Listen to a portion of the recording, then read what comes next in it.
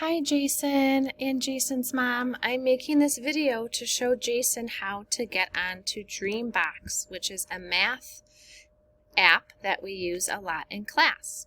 So Jason, remember the first thing you do when you get onto Dreambox is to go to the inbox, the bubbles right here.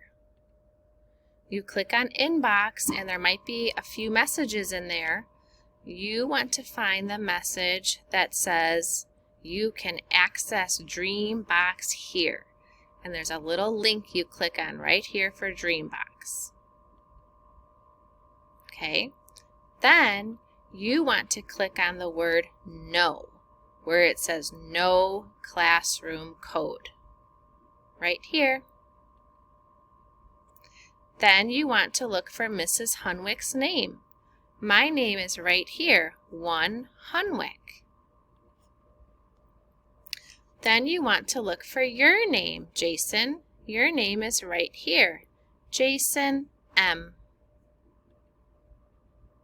Then you want to click on your password. Your password is turtle. After you click on turtle, you will be inside Dreambox and you can click on these different areas to play and practice math games. Okay? That is how you get on to Dreambox. I hope that it helps you figure out what to do.